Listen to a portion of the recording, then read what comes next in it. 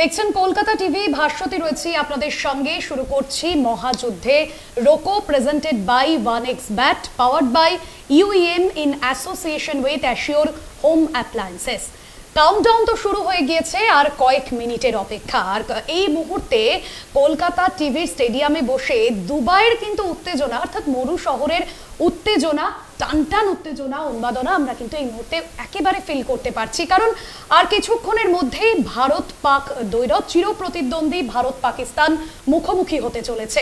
অবশ্যই এই ম্যাচ যেরকম পাকিস্তানের কাছে প্রেস্টিজ ফাইট, মরণবাচন লড়াই, কারণ এই ম্যাচে যদি পাকিস্তান আজ জয়লাভ না করে তাহলে কিন্তু বলা যেতে পারে চ্যাম্পিয়ন্স ট্রফি থেকে একেবারে ছিটকে যাবে পাকিস্তান। অন্যদিকে ভারতের কাছে 2017-র পর আজ বদলার ম্যাচ কি হতে চলেছে তা তো সময় বলবে। তবে এই মুহূর্তে আমার সঙ্গে যিনি রয়েছেন কলকাতা টিভির যুগ্ম সম্পাদক গৌতম ভট্টাচার্য। গৌতমদার বিশ্লেষণ আমরা প্রত্যেক দিনই শুনি। গৌতমদা, স্বাগত আপনাকে আজকের আলোচনায়। আমার সঙ্গে রয়েছেন কলকাতা টিভির সহকারী ক্রীড়া সম্পাদক জয়জ্যোতি ঘোষ রয়েছেন। জয়জ্যোতি, তোমাকেও স্বাগত জানাবো আজকের আলোচনায়। আমি শুরুতেই গৌতমদা আপনার কাছে যাব। এই মুহূর্তে আমরা কলকাতার স্টুডিওতে বসে আছি, তবে দুবাইয়ের উত্তেজনা কিন্তু ফিল করতে পারছি। এবং বলা যেতে পারে যে ভারত পাক ম্যাচ মানে বিশ্বের যে কোনো প্রান্তে হোক, এই ম্যাচ ঘিরে কিন্তু ক্রিকেটের দুই দলের সমর্থকদের মধ্যে একটা বাড়তি উত্তেজনা থাকবে। তবে আজকে আপনার এই ম্যাচ ঘিরে কি প্রত্যাশা থাকছে, আপনার কি প্রতিক্রিয়া? প্রথমে বলি তোমাকে যে খুব সুন্দর করে বললে শুরুটা। আপনারা যারা এই টেলিভিশনে এই শো দেখছেন কলকাতা টিভির, আমরা চাই আপনাদের সঙ্গে উত্তেজনাটা ভাগ করে নিতে। কাজে আপনারা নিঃসংকোচে আমাদের ফোন করতে পারেন। আমাদের এই প্রোগ্রামটা যথেষ্ট আজকে সময় নিয়ে, অনেক সময় আপনারা যা বলেন সেটাকে একটু সংক্ষেপ করতে বলি আমরা। আজকে আপনাদের মনের কথা আমাদের বলতে পারেন, আমরা আমাদের সাধ্যমতো, আমরা তিনজন আছি, সেটাকে আপনাদের জবাব দেওয়ার চেষ্টা করব। কাজেই আমার মনে হয় এই বিনিময়টা হলে খুব ভালো হয়। আর ভাস্বতী আর আমি দেখতেই পাচ্ছেন যে দুজনে নীল পরেছি। যে লোকটা ভারতের জয় সম্পর্কে সন্দিগ্ধ, তার পোশাকটা দেখুন অন্যরকম রয়েছে। যাই হোক, তাতে আমাদের কিছু এসে যায় না। কিন্তু আমি বলি যে তুমি যে প্রশ্নটা করলে যে এই রোকোর মহাযুদ্ধে রোকো, আমার মনে হয় সারনেমটাই গোটা টুর্নামেন্টের জন্য ভীষণ ভীষণ অ্যাপ্রোপ্রিয়েট। কারণ এই দুজন মানুষ, তারা জাস্ট 6-7 মাস আগে তারা বিশ্বকাপ জিতেছেন। বিশ্বকাপ জিতে প্রধানমন্ত্রী তাদের সংবর্ধনা জানিয়েছেন। এয়ারপোর্ট থেকে ওয়াংখেড়ে অবধি গোটা মানুষ ভেঙে পড়েছে। 5-6 মাস বাদে তারাই ব্যারাকিং করতে শুরু করেছে, তারাই জিজ্ঞেস করছে যে ভাই আপনি কবে যাবেন। তো এটাই বোধহয় পারফর্মারদের জীবন, যে এই ফুল এই কাটা। এই যে ট্র্যাপিজের ওপর হাঁটছেন রোকো, এটাই এবারে চ্যাম্পিয়ন্স ট্রফির আমার কাছে অ্যাডেড অ্যাট্রাকশন। এবং আমরা সবাই মিলে, আমি, জয়জ্যোতি, অর্পণ, আমরা সবাই মিলে আমাদের মনে হয়েছে যে এটাই শিরোনাম হওয়া উচিত। কিন্তু খুব ইন্টারেস্টিং হচ্ছে এই রোকোর মধ্যে যিনি অর্থাৎ বিরাট কোহলি, তিনি পাকিস্তানের সঙ্গে বরাবর খুব ভালো খেলেন। তার অ্যাভারেজ 52, এবং যে কোনো পাকিস্তান ম্যাচে বরাবর বিরাট কোহলি যে ভালো খেলেন সেটা জানার জন্য বিশেষজ্ঞ হওয়ার দরকার নেই। আরও একজন রোহিত শর্মা, আমি আজকে তার অ্যাভারেজ দেখছিলাম, যিনি তিনি লাস্ট পাকিস্তানের সঙ্গে 8টা ম্যাচে 547 রান করেছেন। আচ্ছা, বাই দ্য ওয়ে আমার ডায়েরিটাও নীল। 547 রান করেছেন, অ্যাভারেজ 78.1। মানে আমরা শুধু বলি, কিন্তু পাকিস্তানের সঙ্গে নৃশংস। এবং লাস্ট যে ম্যাচটা জয়জ্যোতি আর আমি মাঠে ছিলাম আহমেদাবাদে, 86 করেছিলেন 63 বলে। আমরা আহমেদাবাদ মানে বিভিন্ন জায়গায় রোর শটগুলো গিয়ে আছড়ে পড়ছিল। তাই রোকো যদি সত্যি সত্যি ব্যাট চলে তাহলে কিন্তু আজকে চিন্তিত হওয়ার কিছু নেই। কিন্তু তারা দুজনেই চাপের মধ্যে, বিশেষ করে সুতরাং ম্যাচের পাশাপাশি এটা কিন্তু ভীষণ ইন্টারেস্টিং হবে। একদমই গৌতম দা, অবশ্যই আলোচনায় আসবো। তবে এই মুহূর্তে একজন দর্শক বন্ধু রয়েছেন আমাদের সঙ্গে। কে রয়েছেন, কোথা থেকে বলছেন, আপনার প্রশ্ন? আমি সৌমেন চ্যাটার্জি বলছি, সাউদার্ন অ্যাভিনিউ থেকে। হ্যাঁ, বলুন আপনার প্রশ্ন। আমার প্রশ্ন হচ্ছে যে জ্যোতিষীর প্রেডিকশন হচ্ছে যে পাকিস্তান জিতবে। অবশ্যই আপনি আপনার উত্তর পাবেন। না, আপনি ঠিকই বলেছেন। কারণ এরকমই একটা জ্যোতিষীর কাছে জয়জ্যোতি ঘোষ গিয়েছিল, যিনি বলেছেন যে আপনি অন্যরা যা পরে পড়ুক, আপনি কিন্তু সেফ থাকবেন, যাতে আপনাকে কেউ কিছু ম্যাচের পর বলতে না পারে। ওই জ্যোতিষীর কথা শুনে একটা কি খয়েরি রঙের একটা কি পরে এসছে, আর তার সঙ্গে কাগজটাও সাদা দেখুন হাতে, ওটাও নীল নেয়নি ইয়ে করে।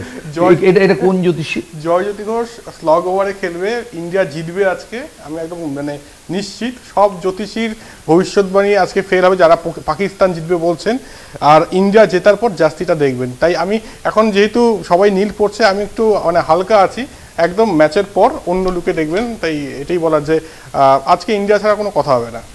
একদমই জয়জ্যোতি, তবে জয়দা কিন্তু একেবারে বল হাতে নিয়ে বসে আছে, বোঝাই যাচ্ছে। যাই হোক, এবার জয়জ্যোতি যে প্রশ্নটা করব, ড্রেসিং রুমের অন্দরমহল, অর্থাৎ ড্রেসিং রুমের এই মুহূর্তে কি খবর পাওয়া যাচ্ছে, ড্রেসিং রুমের থেকে ভারতীয় ক্রিকেটে কি খবর পাওয়া যাচ্ছে? দেখো, কালকে দুবাইতে যেটা অলরেডি এখন অনেকেই জেনে গিয়েছেন যে বিরাট কোহলি নিয়ে আমরা আলোচনা করছিলাম।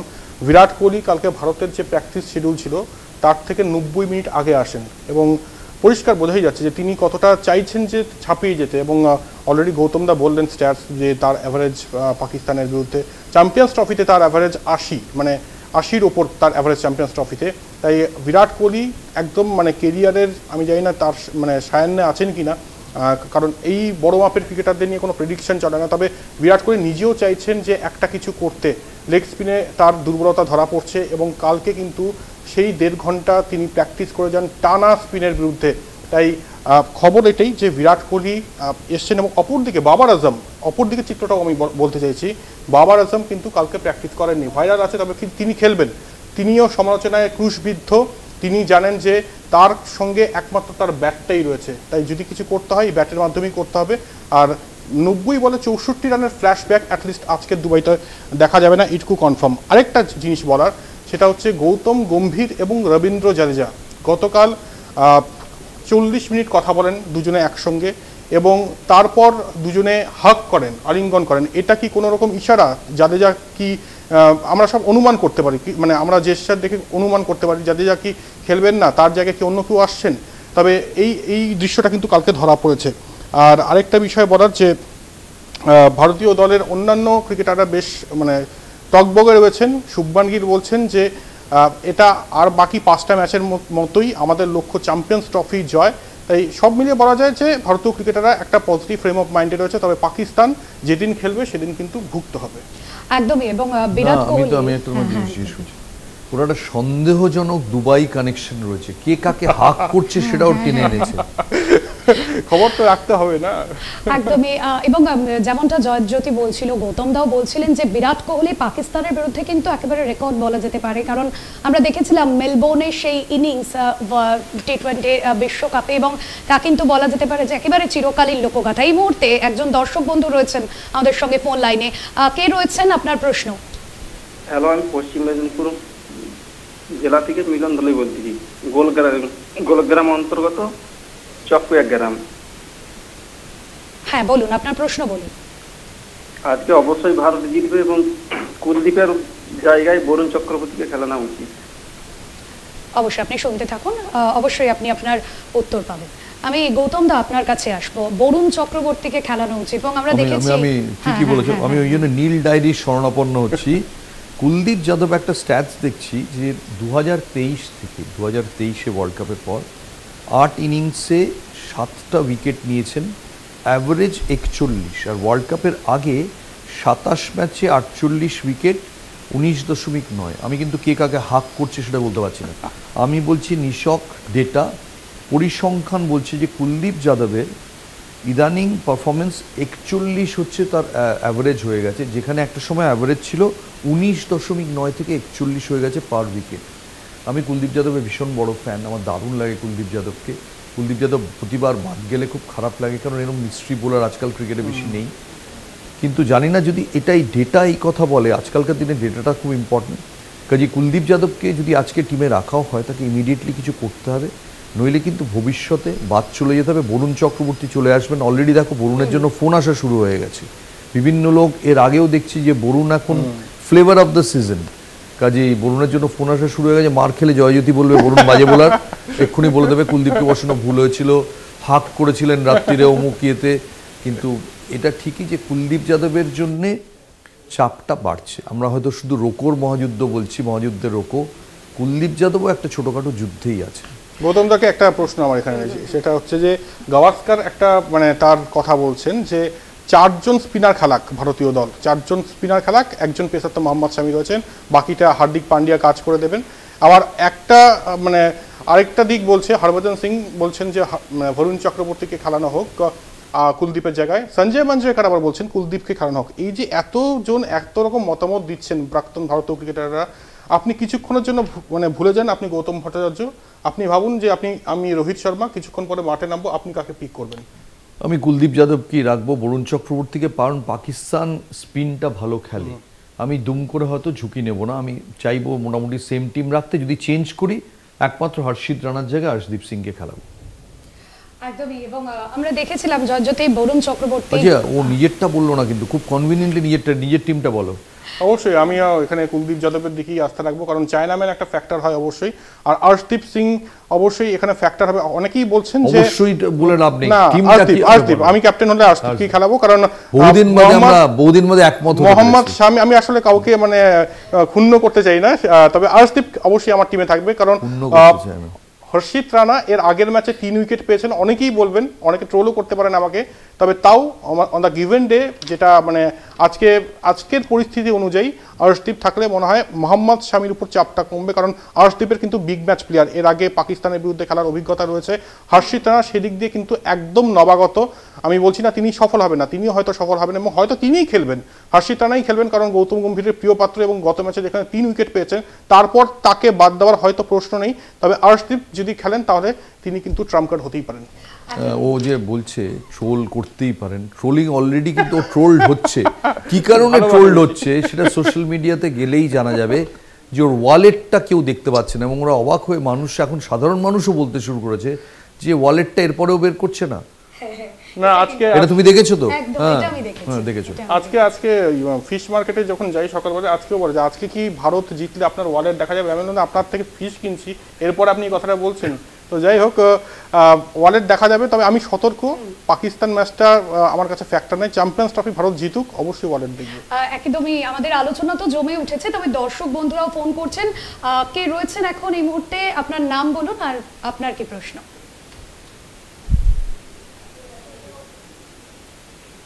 হ্যালো, হ্যাঁ বলুন, আপনি কোথা থেকে বলছেন, আপনার নাম আর প্রশ্ন? আমি কুচবিহার ডিস্ট্রিক্ট থেকে বলছি, অরিন্দম চন্দ্র। আপনার প্রশ্ন বলুন। আমার প্রশ্ন একটু আগে যে বলা হলো জাদেজা খেলবেন, তো জাদেজা কি চোটিল রয়েছে? আপনি শুনতে থাকুন, অবশ্যই আপনার উত্তর পাবেন। রবীন্দ্র জাদেজার সঙ্গে কালকে যেটা আমি বলছি, যেটা হয়েছে, রবীন্দ্র জাদেজার সঙ্গে গৌতম গম্ভীর 40 মিনিট কালকে বাক্য বিনিময় করেন। কি বিনিময় করেন সেটা আমরা জানি না, মানে কি কন্টেন্ট ছিল সেই কথায়।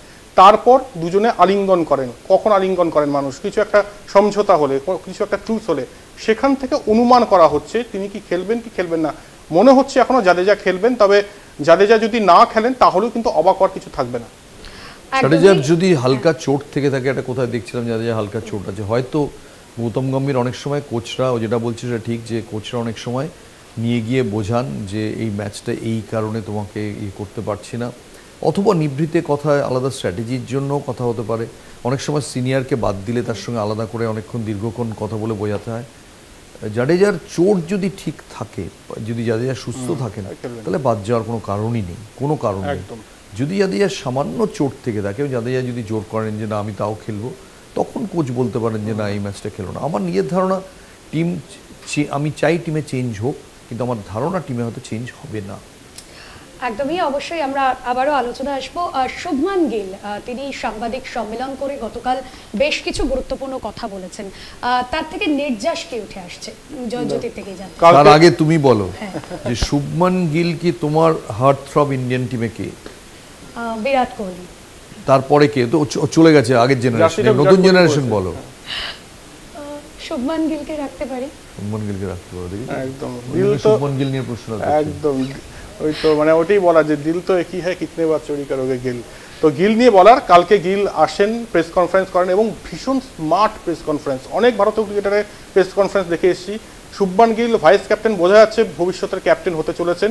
ভীষণ স্মার্ট তার মানে প্রেজেন্টেশন, এটাও একটা প্রেজেন্টেশন প্রেস কনফারেন্সে বসে। তিনি যেটা বলেছেন, তাকে প্রশ্ন করা হয় যে ভাইস ক্যাপ্টেন্সি আপনি পাওয়ার পর থেকে আপনার ব্যাটিংয়ে একটা পরিবর্তন এসছে, এই অ্যাডেড রেসপন্সিবিলিটি কি আপনাকে মানে তাতাচ্ছে বেশি রান করার ক্ষেত্রে, তিনি পরিষ্কার বলেন যখন আমি ব্যাট হাতে নামি 22 গজে তখন ভুলে যাই আমি ভাইস ক্যাপ্টেন। আমি অ্যাজ ব্যাটার রঞ্জি ট্রফিতেও যেমন খেলতাম, মানে ডোমেস্টিক সার্কিটেও সেখানে যে পারফর্মটা করার চেষ্টা করতাম, এখানেও তাই করছি। এখানে রান আসছে, এটা দেখে ভালো লাগছে। আর আরেকটা কথা বলেন যে যেটা আমি অলরেডি বলেছি যে ভারত পাকিস্তান ম্যাচ ঠিক আছে, কিন্তু এটা কিন্তু আমি আর 5টা ম্যাচের মতোই দেখছি আমাদের যেটা সমষ্টিগত লক্ষ্য সেটা হচ্ছে জেতা, মানে চ্যাম্পিয়ন্স ট্রফি জেতা। আরেকটা ভাইটাল কথা বলেন সেটা হচ্ছে যে মিড অফ ওভারগুলো হচ্ছে মেইন, মানে আমরা সবসময় এই প্রথম পাওয়ার প্লের কথা বলি, তিনি একদম মেনশন করে দিয়েছেন 10 থেকে 40 ওভার, মিড ওভারে যে টিম ভালো খেলবে সেই টিম জিতবে। অত্যন্ত ক্রুশিয়াল স্টেটমেন্ট শুভমান গিলের তরফ থেকে। একদমই। এবার একটু ভারতের আলোচনা তো করছি, পাকিস্তানের দিকেও রাখি, কারণ পাকিস্তানে গৌতম দা একটা বিষয় যে ত্রয়ী বলা যেতে পারে, ত্রয়ী পেসার যারা শাহিন শাহ আফ্রিদি, নাদিম শাহ এবং হ্যারিস রফ, এবং সেক্ষেত্রে তাদের কথা বললে আগের অনেকের কথা মনে আসতে পারে, ওয়াসিম আকরমের কথা মনে আসে। পাকিস্তানের ক্ষেত্রে এক্স ফ্যাক্টর কি থাকছে? শাহিন শাহ আফ্রিদি খুব বড় একজন বোলার, যদিও ওয়াসিম আকরম নন। আমি সেদিন শ্রীবৎস গোস্বামী বলছিলেন যে ওয়াসিম আকরম বছর 5-6 আগে কেকেআরের নেটে ইউসুফ পাঠান বলছিলেন তার প্র্যাকটিস দরকার।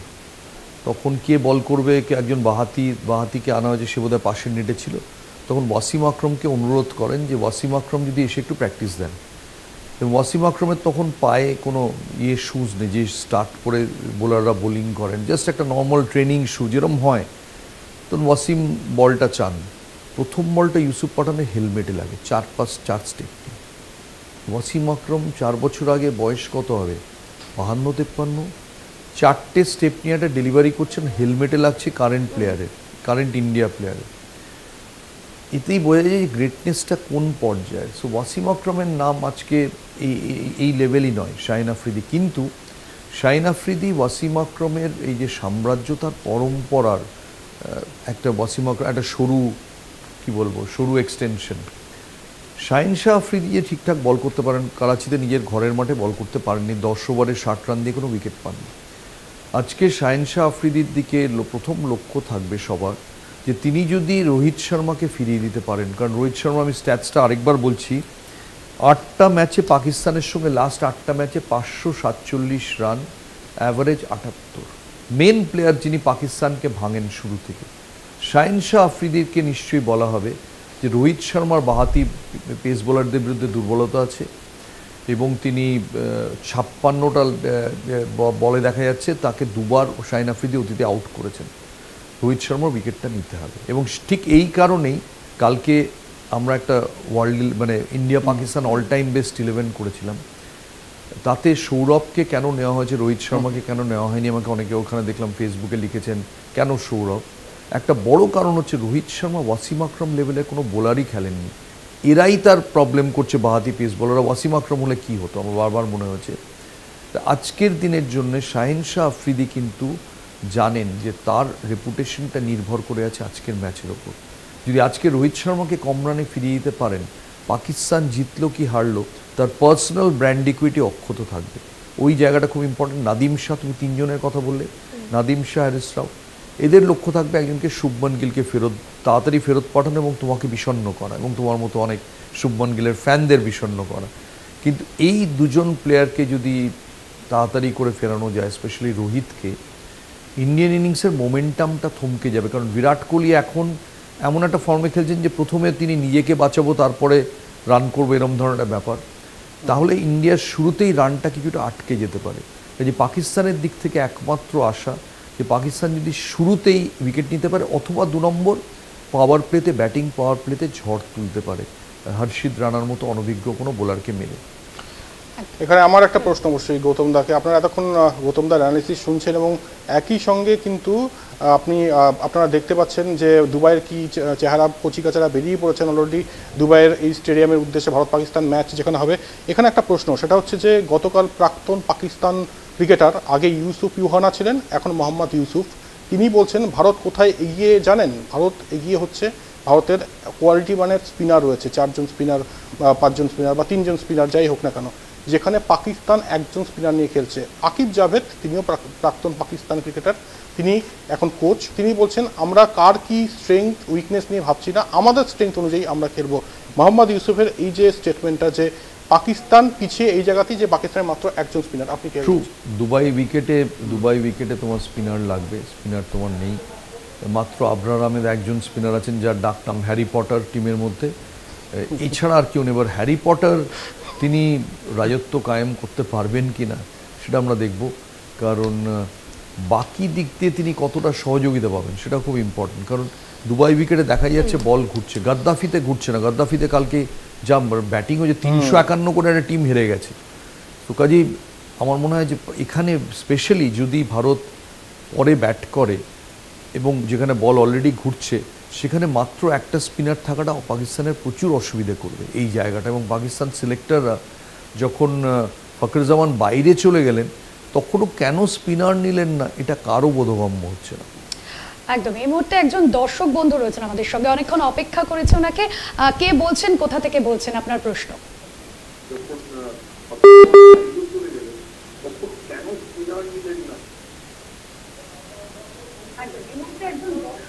আপনি টিভির সাউন্ডটা যদি মিউট করে কথা বলেন, আপনার কথা স্পষ্ট হচ্ছে না। সম্ভবত যোগাযোগ বিচ্ছিন্ন হয়েছে আমাদের সঙ্গে। আমরা আবারও কথা বলবো, দর্শক বন্ধুরা তো ফোন করছেন। আমি জয়জ্যোতি তোমার কাছে আসবো।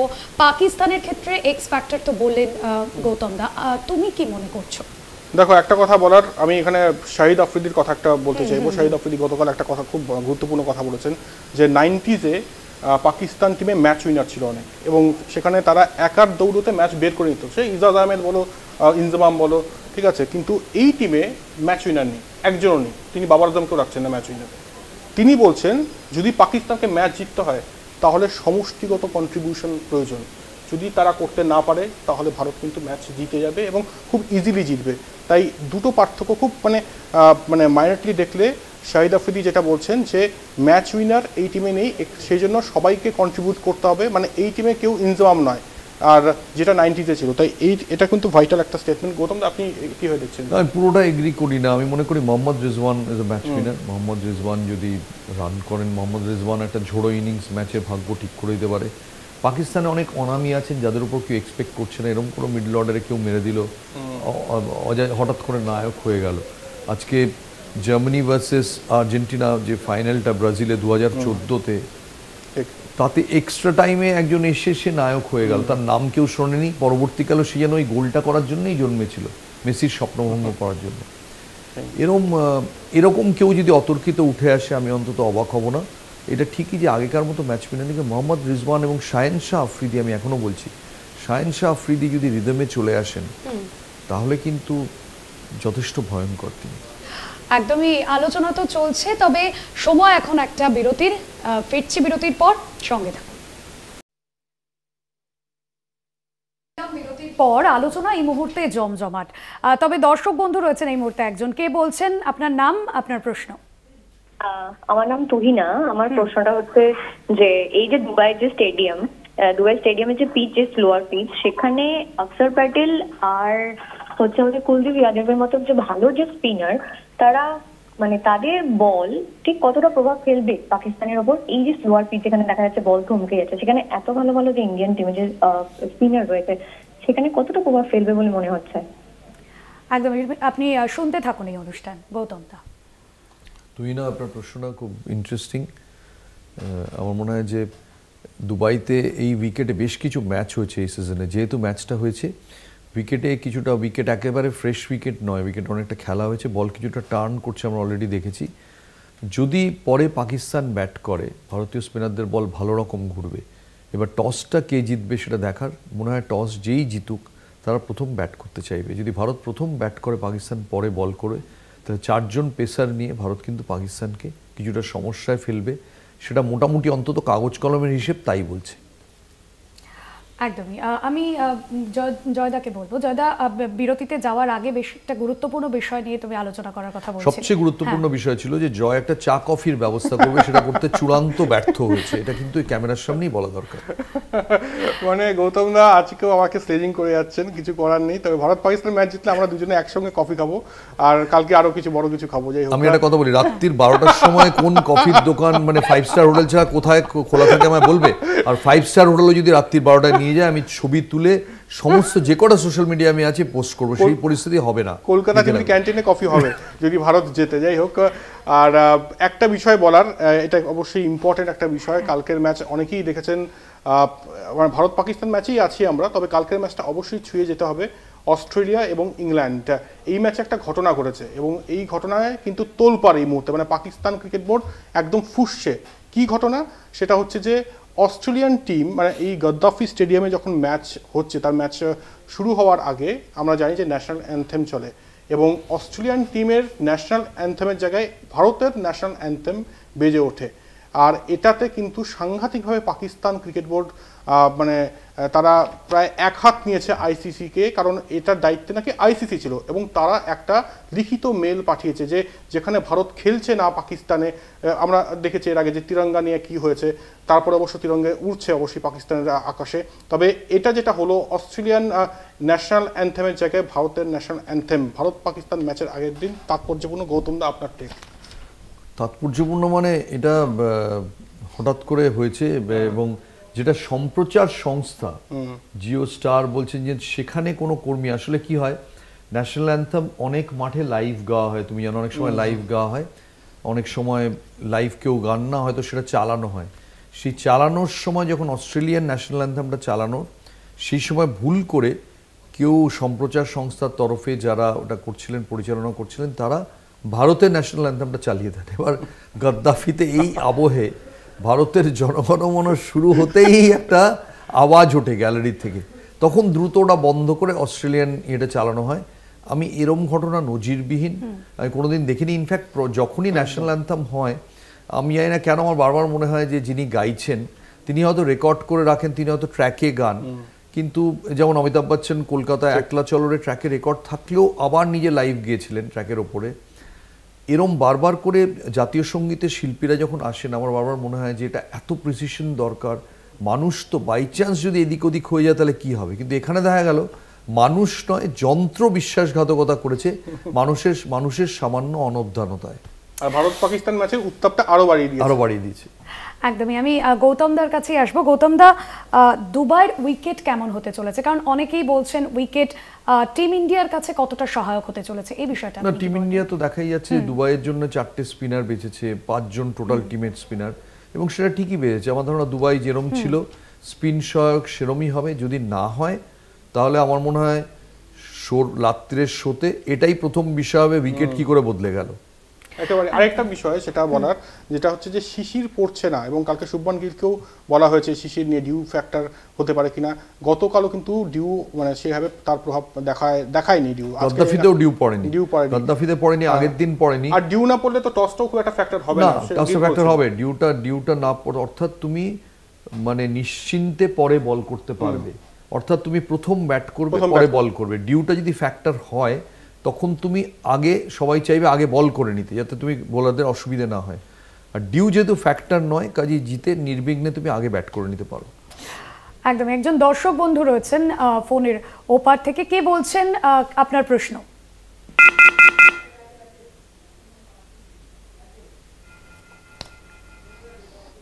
সম্ভবত যোগাযোগ বিচ্ছিন্ন হয়েছে। আমি জয়জ্যোতি তোমার কাছে আসবো, উইকেট নিয়ে কি বলবে? উইকেটও একই কথা, যে স্লোয়ার সাইডে আছে উইকেট, এবং যদি শিশির না পড়ে তো সেক্ষেত্রে যেটা গৌতমদা বললেন যে প্রথমে ব্যাট করাটাই মানে শ্রেয়, এবং প্রথমেই ব্যাট করবে যে টস জিতবে মনে হয়। কারণ এর আগের দিন আমরা দেখি বাংলাদেশের বিরুদ্ধে যে উইকেট মানে স্লো হয়ে যাচ্ছিল, দুজন ক্রিকেটার শ্রেয়াস আইয়ার, অক্ষর প্যাটেল বড় শট খেলতে গিয়ে আউট হয়ে গিয়েছেন। তাই আজকে সেফ হচ্ছে টসে যেত ব্যাটিং করো। আর একই সঙ্গে গতকাল আমরা একটা টিম নিয়ে, মানে সর্বকালের সেরা কম্বিনেশন ইন্ডিয়া পাকিস্তান, সেই টিম নিয়ে আলোচনা করি, এবং তারপর বিশাল প্রতিক্রিয়া। মানে কিন্তু একজনও তো সেই প্রাইজটা পেলেন না, কেউ পেলেন না, কেউ মেলাতে পারেননি। তবে অনেক প্রশ্ন সেটা নিয়ে যে কেন সাইদ আনোয়ার বাদ, কেন ইনজামামকে আপনি নেননি, সেটার ব্যাখ্যা যদি আপনিই করেন। দেখো, সাইদ আনোয়ারের টোটাল রান সৌরভের চেয়ে 2,500 কম, সৌরভের অ্যাভারেজ সৌরভের চেয়ে কম। সৌরভের যেখানে 41-এর ওপর অ্যাভারেজ, সাইদ আনোয়ারের অ্যাভারেজ 39, রান 2,500 কম। সৌরভ সচিনের সঙ্গে ব্যাট করে, সৌরভ আর সচিনের যেসব ওপেনিং পার্টনারশিপে কীর্তি আছে সেগুলো সাইদ আনোয়ারেরও নেই। তো আমি তাহলে কাকে নেব? প্লাস এই লোকটা দরকার হলে প্রয়োজনে ক্যাপ্টেন্সি করতে পারে, বোলিং করে প্রচুর চেঞ্জ বোলার হিসেবে উইকেট নেয়। তো আমি তো মনে হয় এই যে কোনো কেউ এই পরিসংখ্যানগুলো সামনে থাকলে অবভিয়াসলি সৌরভকে নেবে। রোহিত শর্মা যে মোহাম্মদ আমিরকে ফেস করতে পারছে না, সে ওয়াসিম আকরামকে কি করে খেলবে বা ওই লেভেলের বোলার কি করে খেলবে? মোহাম্মদ আমিরকে আমরা বারবার দেখেছি, মোহাম্মদ আমির থেকে আউট করেছেন। টপ ফর্মের বিরাট কোহলি এসে সেই বিপদটা সামলেছেন। তো এই টিমে তো ওরম কোনো দুর্বলতা থাকলে খুব ডিফিকাল্ট, বিকজ তাকে খেলতে হয় বিশ্বসেরা টিমের সঙ্গে। সেদিক থেকে সাইদ আনোয়ারকে বাদ দেওয়াটা ওয়াজ ডিফিকাল্ট, কিন্তু ইজ ভেরি প্র্যাকটিক্যাল। মানে কোনো অপশন নেই সেক্ষেত্রে। জাভেদ মিয়াঁদাদ নিয়ে অনেকে বলেছেন যে ইনজামাম কেন নন। খুব সংক্ষেপ কারণ, সহজ কারণ, যে একটা টিমে ধরো সবাই তো মারকুটে দুর্ধর্ষ মেরে ফাটিয়ে দেবে সেরকম তো হবে না। তোমাকে অনেক সময় তুমি 65 for 4 একটা টিমকে খেলতে হবে। সেই সময় কে নিয়ে যাবে, কে টপ ওয়েস্ট ইন্ডিজ কি অস্ট্রেলিয়ান ফাস্ট বোলারদের সামনে দাঁড়াবে, ডেনিস লির সামনে কে দাঁড়াবে, কে ম্যালকম মার্শালের সামনে রান করবে, কে করেছে। যদি ইতিহাস দেখো, জাভেদ মিয়াঁদাদ বারবার করে চাপের মুখে একটা টিমকে টেনে নিয়ে যাওয়া, ট্যাকটিক্যাল তার যে ইনপুটস সব মিলিয়ে কোনো জাভেদ মিয়াঁদাদ নিয়ে আমার কোনো প্রশ্নই নেই। কোথায় জাভেদ ইনজামামুল হক হয়তো মেরে খেলতে পারেন, কিন্তু ইনজামামের অনেকটা খেলা ইনিশিয়ালি দাঁড়িয়েছিল কিন্তু জাভেদ মিয়াঁদাদের সাপোর্টটার উপরে। প্রথম 92 বিশ্বকাপ যদি দেখো, কাজে ইনজামাম দুর্দান্ত, কিন্তু অল টাইম বেস্ট টিমে আমি জাভেদ মিয়াঁদাদকে নেব। আরেকজন ক্রিকেটার নিয়ে প্রশ্ন উঠছে, সেই ক্রিকেটারের নামও বলছি জাহির আব্বাস। যারা দেখেননি জাহির আব্বাসের খেলা তারা অনেক কিছু বলছেন। তো জাহির আব্বাসকে নিয়ে আপনার মানে যুক্তি? প্রথমত জাহির আব্বাস 11 জনে নেই, জাহির আব্বাস 14 জনে আছেন। জাহির আব্বাস আমি কি বলবো, 100টা ফার্স্ট ক্লাস ক্রিকেটে 100 আছে। জাহির আব্বাসের ওয়ানডে ইন্টারন্যাশনাল 3টে পরপর 100 আছে, 47 অ্যাভারেজ। লোকটা বেশি খেলার সুযোগ পায়নি, তাই জন্য কি বাদ চলে যাবে? আজকে মোহাম্মদ নিসার ভারতের সর্বকালের সেরা ফাস্ট বোলার বলা হয়। ভারতবর্ষে যখন টিম হয়, মোহাম্মদ নিসারকে সেই টিমে কপিল দেবের সঙ্গে রাখা হয়। বুমরা তো তখন ছিলেন না। তো মোহাম্মদ নিসার তো সেভাবে টেস্ট ম্যাচই খেলেননি। কটা টেস্ট ম্যাচ খেলেছেন মোহাম্মদ নিসার? কিন্তু তুমি যদি ক্লাস এমন একটা জিনিস যে কোনো আমলেই সেটা ফুটে বেরোবে ক্লাসটা, সেইটা ভেবে জাহির আব্বাসকে রাখা। আরেকজনকে রাখা নিয়ে একজন প্রশ্ন করেছেন, সাকলাইন মুস্তাক। জাস্ট অ্যাভারেজটা দেখো, 21 অ্যাভারেজ, 288 উইকেট। টেন্ডুলকার থেকে শুরু করে সবাইকে গোল বানিয়েছেন। এবারে সেখানে অনিল কুম্বলের অ্যাভারেজ 30.something। অনিল কুম্বলে তুমি যদি সাকলাইন কালকে দুসরা নিয়ে বিতর্ক হয়, অনিল কুম্বলে রিজার্ভে আছেন, তিনি খেলবেন। কিন্তু সাকলাইনকে বাদ দিয়ে তুমি ভারত পাক একটা ওয়ানডে টিম করবে কি করে?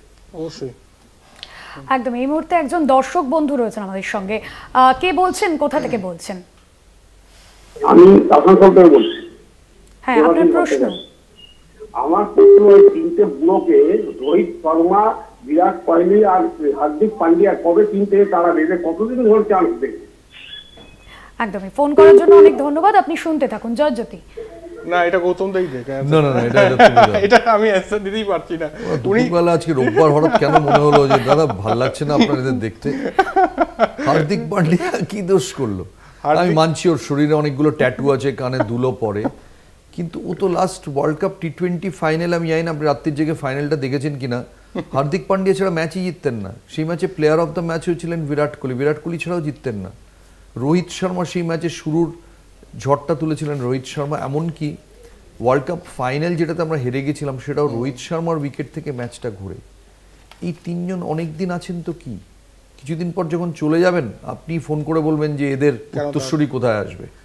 একেবারে যতদিন এরা আছেন, প্লিজ এরা যে আছেন, যে ভারতের হয়ে খেলছেন, এই সম্মানটা রাখুন এবং খুশি হন। এরা এত এন্টারটেইন করেছেন, হঠাৎ করে তাদের বাজে কাগজের ঝুড়িতে ফেলে দেবেন?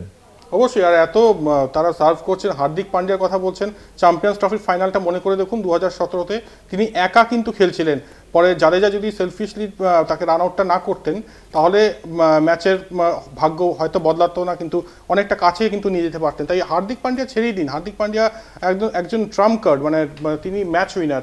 আর রোহিত শর্মার কথা কি বলছেন? না, হার্দিক পান্ডিয়াকে যদি আপনার ইচ্ছে করে আপনার পুজোতে ইনগরেট করার জন্য ডাকবেন না, যে ও কানে দুল পরে ওইভাবে হাঁটে। আমি মেনে নিতে পারি যে হার্দিক পান্ডিয়াকে পছন্দ নাও হতে পারে, স্পেশালি দুর্গাপূজার মধ্যে একটা শুদ্ধ ব্যাপারের সময় ডাকবেন না, কিন্তু কফি খেতে যদি ডাকতে বলেন পারেন। টিম থেকে বাদ দিয়ে দেবেন তাহলে আমার একটু প্রবলেম আছে। অবশ্যই। আর রোহিত শর্মার কথা কি বলবো, 2019 ওয়ার্ল্ড কাপটা একবার হাইলাইটস দেখুন, তখন বুঝে যাবেন যে কিরকম ধরনের ক্রিকেটার এবং জোনে থাকলে কতটা ভয়ঙ্কর হতে পারেন। সৌরভ গঙ্গোপাধ্যায়ও বলেছেন যে রোহিত শর্মা যদি জোনে থাকেন তাহলে কিন্তু শেষ করে দেবে। তাই রোহিত, হার্দিক এদের নিয়ে এত তাড়াতাড়ি মানে ডিসিশনে আসবেন না, জাজমেন্টাল হবেন না। একদমই। যদি এবার ভারতীয় টিম কম্বিনেশনে আসে, খুব গুরুত্বপূর্ণ টিম কম্বিনেশন কি হতে চলেছে, পাশাপাশি আরো একটা বিষয়, হর্ষিত রানার জায়গায় কি হর্ষদীপ সিং আসতে চলেছেন? টিম কম্বিনেশন আমার মনে হয় চেঞ্জ হবে না, কারণ সেম টিম কম্বিনেশন থাকবে যদি না রবীন্দ্র জাদেজার কোনো রকম চোট লাগে। মানে কালকের যে জেস্চারটা সেটা যদি আজকে ইমপ্লিমেন্ট হয় সেটা অন্য বিষয়, তবে যদি তিনি ফিট থাকেন, জাদেজা যদি ফিট থাকে জাদেজাই খেলবেন, এটা নিয়ে কোনো দ্বিধা নেই। ওই একটাই হয়েছে না, আরো 40 মিনিট কথা হয়েছে এবং সবাই অবাক হয়ে যাচ্ছে 40 মিনিট কি কথা বলছেন, কি টিপস দিচ্ছেন গৌতম গম্ভীর রবীন্দ্র জাদেজাকে, এবং তারপর আলিঙ্গনই বা কেন করলেন। তো যাই হোক, সেটা হয়তো এমনিই হয়েছে, আমরা এটাই মনে করবো যদি জাদেজা খেলেন।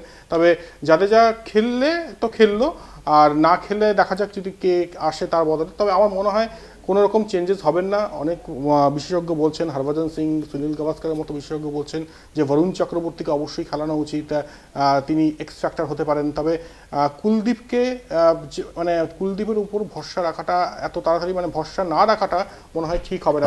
আমি একটা কথা বলবো, এই ইন্ডিয়া পাকিস্তান নিয়ে এত আলোচনা আমার কালকে রাত্রির পর থেকে আমার মনে হচ্ছে একটু কমানো উচিত। অস্ট্রেলিয়া কালকে যা ক্রিকেট খেলেছে, 5টা টপ প্লেয়ার টিমে নেই, 351 চেস করে যা মার মেরেছে, যে এখন ইংলিশকে কি করে থামানো যায় সেটা নিয়ে ভাবা উচিত। আমরা বাংলা নিয়ে ভাবছি, ইংলিশের মাঠটা দেখেছো?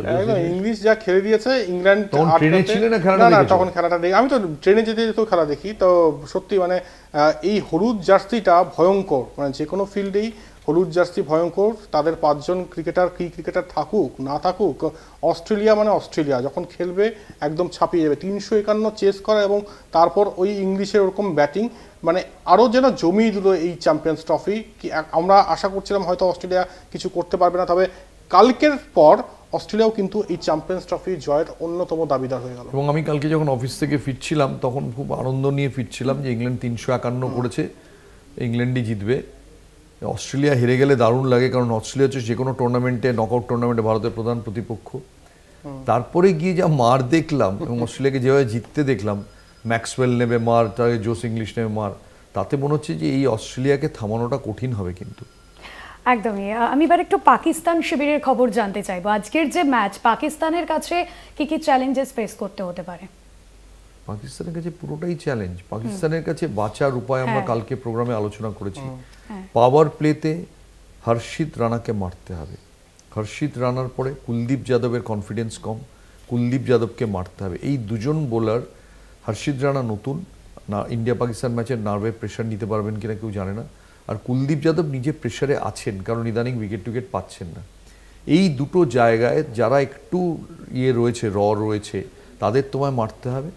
প্লাস তোমাকে ভারতের রোহিত শর্মা, বিরাট কোহলি দুজনে আনসার নেই। বিরাট কোহলি এর লেগ স্পিনার আবরার আহমেদকে নিয়ে এসো, বিরাট কোহলিকে আউট করো।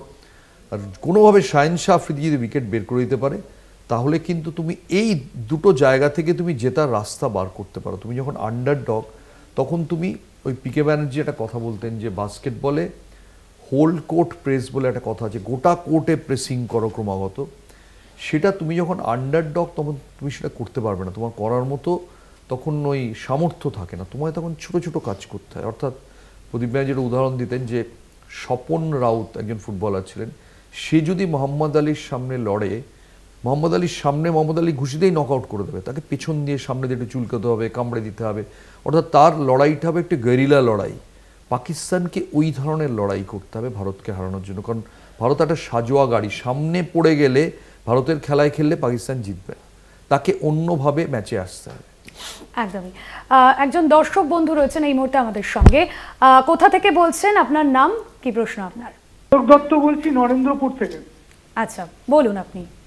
আমি গৌতম দাকে একটা প্রশ্ন করছি।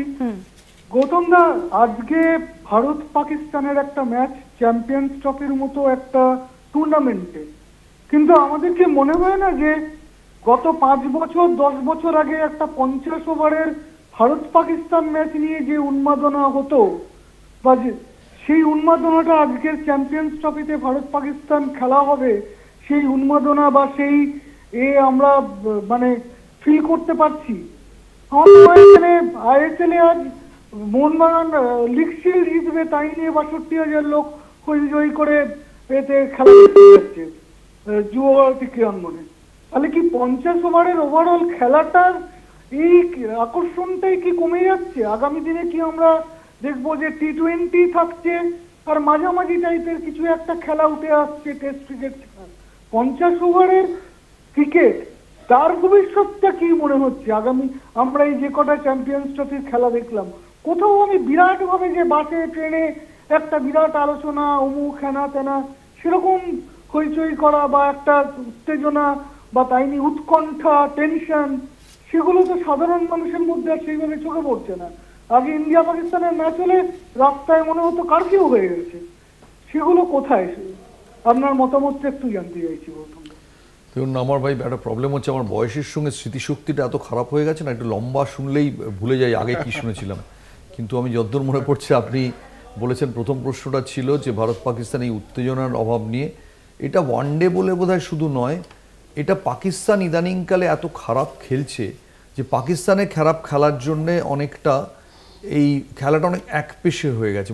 মোহনবাগান ইসমাল যেরকম ইদানিংকালে ইসমাল মোহনবাগান সাপোর্টাররা বলেন দূর ইসমালের সঙ্গে এখন তো ইসমালকে ঘিরে সেই উন্মাদনাই নেই। ভারত পাকিস্তান ইদানিংকালে এত বেশি ভারত জিতেছে এত সর্বাত্মকভাবে, এবং পাকিস্তানে যেহেতু ওই যেটা জয়জ্যোতি বলছিল যে ম্যাচ উইনারের একটু অভাব হয়েছে, ক্রাউড পুলারের, তাই হয়তো এই ধারণাটা তৈরি হয়েছে আরও বেশি করে। আর সেকেন্ডলি আপনি মোহনবাগানের কথা বলছিলেন, আজকে মোহনবাগানের লিগ শিল্ড জেতার সুযোগ, সেটা দেখার জন্য কিন্তু প্রচুর লোক সত্যিই মাঠে যাবেন। এবং আমি অনেক মোহনবাগান সমর্থককে জানি যারা ওই সময় টিভিতে চ্যানেলটা ঘুরিয়ে মোহনবাগানের খেলাটা দেখবেন বলে ঠিক করে আছেন, যদি না ম্যাচটা দুর্ধর্ষ একটা জায়গায় পৌঁছে। কোহলি হয়তো 90 ব্যাটিং, তখন নিশ্চয়ই ঘোরাবেন না, কিন্তু সাধারণভাবে অনেকেই ঠিক করে আছেন যে দুটো জিনিসই আজকে তারিতে এড়িয়ে খাবেন, কারণ আজকে দুটো দারুণ আইটেম আছে। আমি আপনার সঙ্গে একমত যে আগে রাস্তায় ঘাটে একটা সত্যি একটা জঙ্গি উন্মাদনা হয়ে যেত, কিন্তু এখনও আছে, এক্সাইটমেন্ট নেই তা নয়। দুবাইতে ম্যাসিভলি আছে, দেখবেন ভারত বাংলাদেশ কিছুটা টিকিট ফাঁকা পড়েছিল, এখানে দেখবেন সব ভর্তি হয়ে গেছে। এটা শুধু 50 ওভারের জন্য নয়, আমার কোথাও মনে হয় যে এটা পাকিস্তানের রিসেন্ট পারফরমেন্সের জন্য। একদমই। আমি জয়জ্যোতি তোমার কাছে আসবো, বিরাট কোহলির কথাতেই আসবো। লেগ স্পিনের বিরুদ্ধে আমরা যদি অতীতের পরিসংখ্যান দেখি 2024 থেকে অ্যাভারেজ 4.2, সেক্ষেত্রে আজকের ম্যাচে এই বিষয়টাকে চিন্তায় থাকতে হচ্ছে ভারতীয় শিবিরকে? চিন্তায় আছে বলেই তো বিরাট কোহলি কালকে 1.5 ঘন্টা আগে গিয়েছে প্র্যাকটিস করতে। ইন্ডিয়ান টিমের যা শিডিউল প্র্যাকটিস ছিল তার থেকে 1.5 ঘন্টা আগে। জয়জ্যোতি অফিস পৌঁছে 8 মিনিট আগে। আমি তো খেলবো না, বিরাট কোহলিকে খেলতে হবে, এবং বিরাট কোহলির জন্য 140 কোটি মানে তাকাবে আজকের ম্যাচের দিকে। তাই বিরাট কোহলির সেই আগের ফর্মটা আনতে হবে। গত ম্যাচেও আমরা দেখি যে লেগ স্পিন খেলতে গিয়ে রুম ছিল না, সেই বলটা পিক করতে গিয়ে তিনি মানে মিস জাজমেন্ট করেন এবং ক্যাচ দিয়ে বসেন। সেরা সময় অবশ্যই ওটা ব্যাকওয়ার্ড পয়েন্ট অঞ্চল দিয়ে বাউন্ডারির বাইরে যেত। তবে আমরা আজকে চাইবো যে ভুলগুলো হয়ে গেছে আগের ম্যাচে, সেই ভুলের রিপিট টেলিকাস্ট যেন আজকের দুবাই না দেখে। আর বিরাট কোহলি একদম গভীর মগ্ন অনুশীলনে, মানে তিনি এখন ধ্যান করছেন বলতে পারো। তিনি মগ্ন, এবং ধ্যান করলে সব বরদান পাওয়া যায় আমরা জানি। আশা করব ক্রিকেট দেবতা আজকে খালি হাতে ফেরাবেন না বিরাট কোহলিকে। একদমই। গতকালই আমরা দেখেছি যে বিরাট কোহলি তিনি যে প্র্যাকটিস করছিলেন নেটে, এবং সেখানে কিন্তু একদম ভারতীয় টিম অর্থাৎ টিম ইন্ডিয়া প্র্যাকটিসের 90 মিনিট আগে তিনি অনুশীলনে চলে এসেছিলেন মাঠে, সেই ভিডিও আমরা দেখেছি। আমি গৌতম দা আপনার কাছে আসবো। আমি এখানে শেষ একটা কথা বলতে চাই যে বিরাট কোহলি ফ্যানদের জন্য বলছি যে বিরাট কোহলি, আপনারা নিশ্চয়ই জানেন বিরাট কোহলি ভেগান হয়ে গেছেন, বিরাট কোহলি আমিষ ছেড়ে দিয়েছেন। বিরাট কোহলি জেনুইনলি, ও বললো ধ্যান করেন, বিরাট কোহলি বাড়িতে এখন ধ্যান করেন। বিরাট কোহলির বাড়িতে এখন অনেক সময় কীর্তন হয়। তিনি এবং অনুষ্কা শর্মা বিভিন্ন ধার্মিক জায়গায় যান।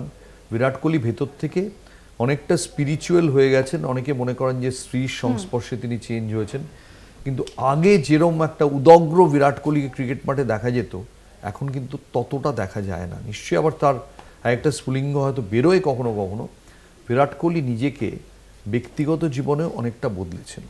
অবশ্যই আমার মনে হয় একজনকে নিয়ে আলোচনা খুব কম হচ্ছে, তাকে নিয়ে আলোচনাটা অবশ্যই করা উচিত। মোহাম্মদ শামি গত ম্যাচে 5টি উইকেট নিয়েছেন, এবং তিনিও কিন্তু মানে এখন সাংঘাতিক রকমভাবে ডায়েট করছেন, মানে একবেলা খাচ্ছেন। মানে জাস্ট আনবিলিভেবল। আর মোহাম্মদ শামিও কিন্তু আজকে অন্যতম বাজি হতে পারেন। আমরা হয়তো একদম মানে আলোচনার শেষে তাকে নিয়ে আলোচনা করছি, তবে ওই যে শো স্টপার বলে একটা কথা রয়েছে, মোহাম্মদ শামিকে আমি শো স্টপার হিসেবে দেখছি। আরে দারুণ দিয়েছে এটা, দারুণ বলেছে, পুরো ভুলে গিয়েছিল বলতে, লাস্টে হঠাৎ শো স্টপার হিসেবে প্রেজেন্ট করলো। কিন্তু ঠিক বলেছে, মোহাম্মদ শামিকে নিয়ে সত্যি আমাদের আগে আলোচনা করা উচিত ছিল, কিন্তু এইটা আমার মনে থাকবে। এরপর কোনো প্রোগ্রামে আমি যদি কাউকে নিয়ে বলতে ভুলে যাই ইন্টারেস্টিং, লাস্টে বলবো শো স্টপার হিসেবে তাকে প্রেজেন্ট করলাম। খুলে দিচ্ছে এখানে গৌতম, যাই হোক। কিন্তু ঠিক বলেছে যে মোহাম্মদ শামি সত্যি আগের দিন 5টা উইকেট নিয়েছেন। মোহাম্মদ শামি যেভাবে ফেরত এসছেন সেটাও আমরা সৌরভের কামব্যাক নিয়ে কথা বলি। মোহাম্মদ শামির কামব্যাকটাও দারুণ। আর ওই দেখুন ইন্ডিয়ান টিম ঢুকে পড়ছেন দুর্দান্ত টিম বাস থেকে নেমে, উত্তাপ বাড়ছে দুবাইতে। একদমই, যে ছবি এই মুহূর্তে আমরা দেখছি দুবাই আন্তর্জাতিক স্টেডিয়ামের ছবি, যেখানে উত্তাপ বাড়ছে, অর্থাৎ বলা যেতে পারে যে মরু শহরে আর কিছুক্ষণের অপেক্ষা। ভারতীয় সময় দুপুর 2:30 থেকে ম্যাচ শুরু হতে চলেছে। এই মুহূর্তে যে ছবি আপনারা দেখছেন এবং তিরঙ্গা পতাকায় বেশ কিছুক্ষণ আগে এই ছবিও আমরা কলকাতা টিভির দর্শকদের দেখাচ্ছিলাম। একেবারে কচি কাঁচা থেকে বড়রা তারা কিন্তু নিজেদেরকে সাজিয়ে তুলেছেন, অর্থাৎ ভারতের জন্য গলা ফাটাতে কিন্তু ইতিমধ্যেই ভারতীয় সমর্থকরা তারা হাজির হয়েছেন। সেই ছবি দেখছেন আপনারা কলকাতা টিভির পর্দায়। অবশ্যই এখানে ঋষভ পান্তকে দেখা গেল মনে হয়। যাই হোক, ঋষভ পান্তের কথা একটু বলে রাখি, তার ভাইরাল হয়েছে, তিনি গতকাল প্র্যাকটিসে আসেনি, আজকে খেলবেন না কোনোভাবেই, সেটা আমরা জানি। তবে তার মানে তার ভাইরাল হয়েছে বলে গতকাল প্র্যাকটিসে ছিলেন না, তবে হাগও করতে পারবে না এখন, ভাইরাল হচ্ছে হাগ করা যাবে না। তবে একদম মানে আর কয়েক মিনিটের অপেক্ষা, তারপর সেই মহেন্দ্রক্ষণ ভারত বনাম পাকিস্তান। মোহাম্মদ শামি নিয়ে কিছু বলছিলেন আপনি? না, আমি বলছিলাম মোহাম্মদ শামি শো স্টপার হিসেবে প্রেজেন্ট করাটা দারুণ। মোহাম্মদ শামি সত্যি সৌরভের মতোই, সৌরভের কামব্যাকের মতো মোহাম্মদ শামির কামব্যাকটাও একটা ভীষণ ভীষণ ইন্সপিরেশনাল বাংলার ছেলেদের কাছে, ভারতের ছেলেদের কাছে। মোহাম্মদ শামি যেভাবে একার চেষ্টায় ফেরত এসছেন, এনসিএতে গিয়ে কলকাতায় 2টো অনুষ্ঠানে এসেছিলেন, তখন ওকে দুবারই আমি প্রশ্ন করি কবে ফিরবেন, একটা পা হাঁটু ফুলে যাচ্ছিল ফিরতে গিয়ে। সো একজন স্পোর্টসম্যানই জানে যে সে যখন ফেরার জন্য একা, তার টিমমেটরা খেলছে টেলিভিশনের সামনে, সে একা বসে আছে, সবাই বাকি পৃথিবী বলছে যে সে ফিরতে পারবে কি পারবে না, এই সংশয়ের মেঘ কাটিয়ে ফেরাটা ইটসেলফ একটা সিনেমার মতো। মোহাম্মদ শামিও তাই নিজে ছোটখাটো একটা সিনেমা। একদমই, বাংলাদেশের বিরুদ্ধে মোহাম্মদ শামির 5 উইকেট, আর তারপরেই কিন্তু তা একেবারে চর্চা হয়েছে ভারতীয় শিবিরে। অবশ্যই গৌতম দা, জয়জ্যোতি, তোমাদের দুজনকেই অনেক অনেক ধন্যবাদ জানাবো আজকের আলোচনায় থাকার জন্য। আমাদের স্টেডিয়াম বুলেটিনের এই বিশেষ অনুষ্ঠান মহাযুদ্ধে রোকো এখানেই শেষ করতে হচ্ছে। অবশ্যই অন্যান্য আপডেটের জন্য আপনাদের নজর রাখতে হবে কলকাতা টিভির পর্দায়। কলকাতা টিভি, রাত দিন 7 দিন।